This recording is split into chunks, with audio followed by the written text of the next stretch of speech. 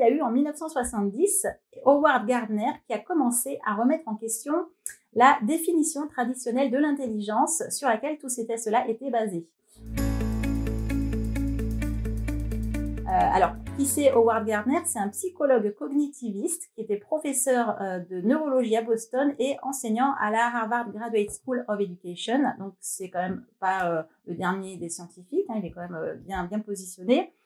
Lui, il va s'intéresser particulièrement au potentiel humain et au concept d'intelligence parce que pour lui, eh bien, la pensée humaine, elle est beaucoup plus complète et complexe que ce qui était alors enseigné en psychologie. D'ailleurs, il dit que l'intelligence, pour lui, c'est la faculté de comprendre les choses. Donc, vous voyez, intelligence égale faculté de comprendre les choses, c'est quand même super vaste et c'est pas forcément limité à la notion analytique et on va dire mathématique. Donc, pour Gardner, en fait, l'intelligence, elle n'est ni unique et ni universelle. Il faudrait plutôt parler d'intelligence au pluriel et c'est ce qui l'a amené à construire une théorie qui s'appelle la théorie des intelligences multiples. Lui, en fait, Howard Gardner, il est vraiment opposé au test de quotient intellectuel parce que pour lui, l'intelligence, elle peut pas être mesurée. Et il met en évidence qu'en fait, les hommes, ils sont intelligents, mais pas forcément de la même façon.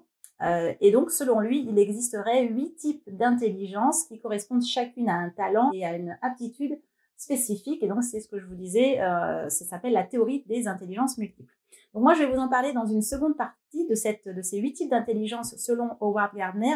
Quand on est business analyst, eh bien, il va falloir vraiment qu'on essaye d'identifier un petit peu qui sont nos interlocuteurs et comment ils fonctionnent pour pouvoir s'adresser à eux de la meilleure manière. Et puis également, là, c'est se tourner vers les autres, vers autrui, mais il y a aussi le fait de se connaître soi en tant que business analyst pour pouvoir être efficace au travail. Donc, on va revenir dans cette deuxième partie sur les 8 types d'intelligence selon Howard Gardner. Alors, la première d'entre elles, c'est l'intelligence linguistique, qui consiste à utiliser le langage pour comprendre les autres et pour exprimer ce que l'on pense. C'est aussi ce qu'on appelle l'intelligence des sonorités. En termes de métier, vous allez retrouver les politiciens, les conférenciers, les avocats, les poètes, les écrivains, mais aussi toutes les personnes qui ont à lire et à parler dans leur domaine respectif pour résoudre des problèmes, créer et comprendre. Si je vous dis ça, je pense que certains d'entre vous vont dire « Ah, en fait, le business analyst, il a peut-être besoin d'une intelligence linguistique. » Tout à fait, c'est une des grosses intelligences que le business analyst va devoir maîtriser. Donc, si vous êtes par exemple développeur informatique, que vous voulez vous reconvertir au métier de business analyst et que vous n'êtes pas à l'aise avec l'intelligence linguistique, c'est-à-dire vous faire utiliser le langage pour vous faire comprendre des autres, vous êtes un peu pas à l'aise en public, etc., sachez que ce type d'intelligence, vous allez devoir la travailler, non seulement pour vous, mais également pour les autres, et on y reviendra avec les autres types d'intelligence. Deuxième intelligence, qui est beaucoup plus connue, puisque ça se rapproche de la notion de quotient intellectuel, c'est l'intelligence logico-mathématique. C'est en fait la capacité de logique, d'analyse, d'observation, ainsi que celle qui permet de résoudre les problèmes. Donc c'est un type d'intelligence qui permet l'analyse des causes et des conséquences d'un fait. C'est aussi une intelligence qui permet d'émettre des hypothèses, qui permet de comprendre les phénomènes complexes, et c'est aussi une intelligence qui permet la manipulation des chiffres et l'exécution des opérations mathématiques.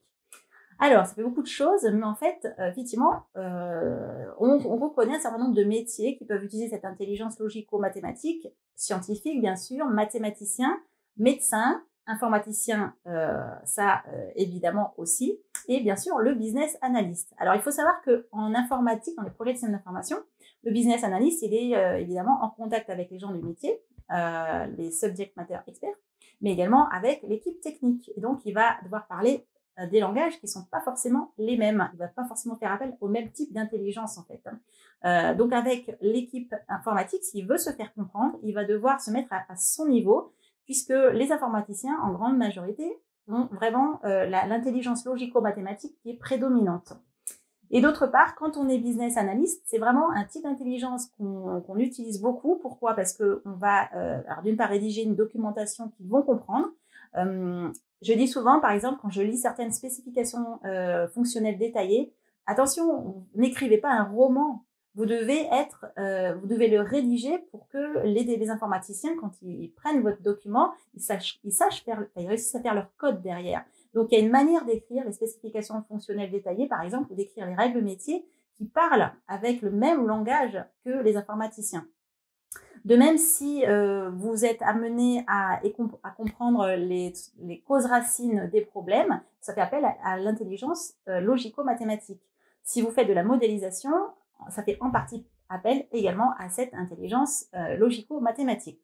Donc, vous voyez, on a déjà deux sortes d'intelligence qui sont intéressantes à avoir en tête, que utilisera beaucoup le business analyst, qui sont donc l'intelligence linguistique et l'intelligence logico-mathématique.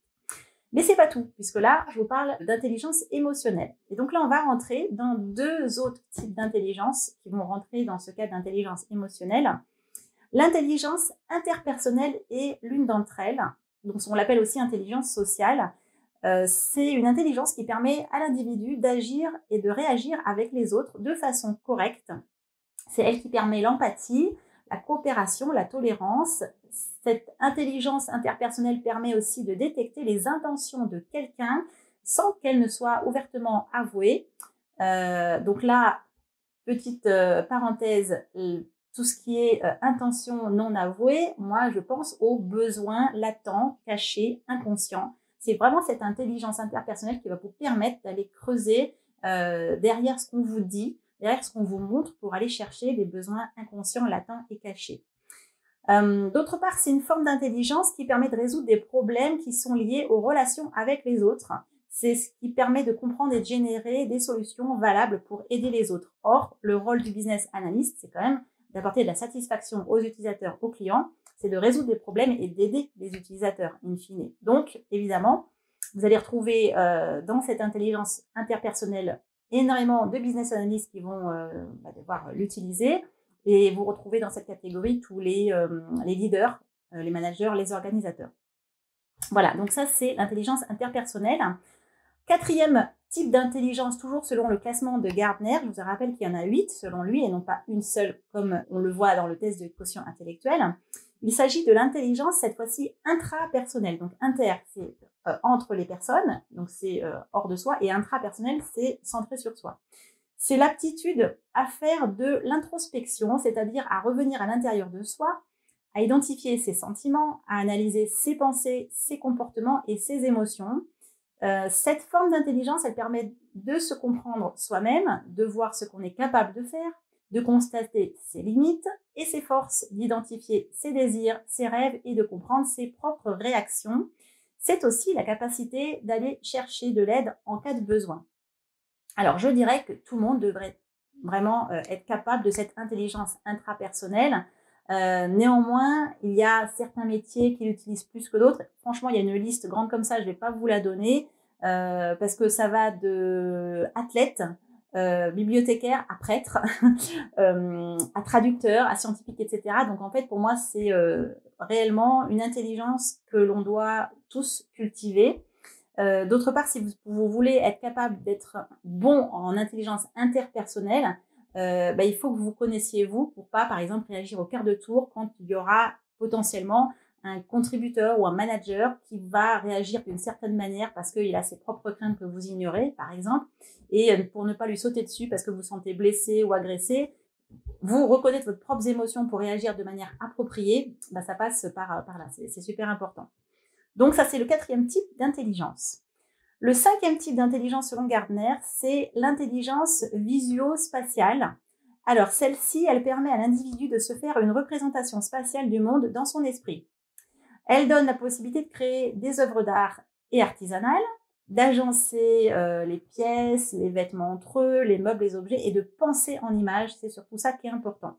Donc, on va retrouver dans ces métiers-là géographes, peintres, dessinateurs de mode, architectes, photographes, stylistes, caméramans. Mais aussi, puisqu'on parle de business analyst, on va retrouver un type de business analyst qui sont les UX UI designers. Par exemple, c'est ceux qui vont faire les maquettes des sites web, qui vont se représenter à quoi peut ressembler une application pour que ça soit la plus agréable et que l'expérience utilisateur se passe de manière la plus fluide possible. On va retrouver aussi tout ce qui est dans les projets de système d'information, les architectes fonctionnels et les architectes techniques qui vont devoir aussi se représenter vraiment à quoi va ressembler l'architecture du système d'information. Et puis, quand on est business analyst, eh bien, quand on fait de la modélisation de métier, ça fait appel à cette intelligence aussi visuo-spatiale. Alors après, je vais pas rentrer dans le détail des 3 dernières intelligences de Gardner parce que, à mon sens, elles rentrent pas en ligne de compte dans notre métier. On a l'intelligence corporelle kinesthésique qui a la capacité d'utiliser son corps ou une partie de son corps pour communiquer ou s'exprimer. Donc là, en fait, vous retrouvez beaucoup tout ce qui est sportif, donc les athlètes, les menuisiers, les chirurgiens, les comédiens, etc. Pour moi, c'est pas une intelligence qu'on utilise particulièrement, même si pourquoi pas, ça peut être plus on est à l'aise avec voilà notre intelligence kinesthésique et plus, par exemple, quand on fait des formations utilisateurs en présentiel, on aura ou des présentations tout simplement, on aura peut-être une capacité à occuper l'espace qui fait que on va plus être écouté que si on n'a pas cette intelligence-là et qu'on reste coincé sans oser bouger. Mais pour autant, pour moi, c'est pas une intelligence qui va être particulièrement intéressante de développer quand on est business analyst. Les 2 autres intelligences, je les passe aussi. C'est l'intelligence naturaliste. Là, c'est tous ceux qui sont vraiment qui aiment prendre soin des animaux, de la nature, etc. et qui ont vraiment cette conscience de l'environnement naturel. Donc, tous les métiers, biologistes, botanistes, écologistes, océanographes, zoologistes, explorateurs, chasseurs, etc. Mais même chefs cuisiniers, tous ces métiers-là, ils ont une intelligence naturaliste très poussée. Donc moi, en tant que business analyst, je pense pas que ça soit très important. Mais dites-moi dans le chat, hein, si vous n'êtes pas d'accord, n'hésitez pas à me donner votre opinion. Et puis enfin, la 8e de ces compétences et de ces intelligences de Gardner, c'est l'intelligence musicale, qui là aussi, à mon sens, n'est pas très importante quand on est business analyst. En tout cas, j'ai pas en tête de mission qui est nécessité que j'ai cette intelligence-là. Là, on va retrouver danseurs, musiciens, chorégraphes, vendeurs d'instruments de musique. C'est la capacité de penser en rythme et en mélodie et de reconnaître des modèles musicaux, de les mémoriser, de les interpréter, d'en créer, d'être sensible à la musicalité des mots et des phrases. Donc ça, je vous ai donné la définition. Je pense que pour un business analyst, c'est pas forcément crucial. Voilà.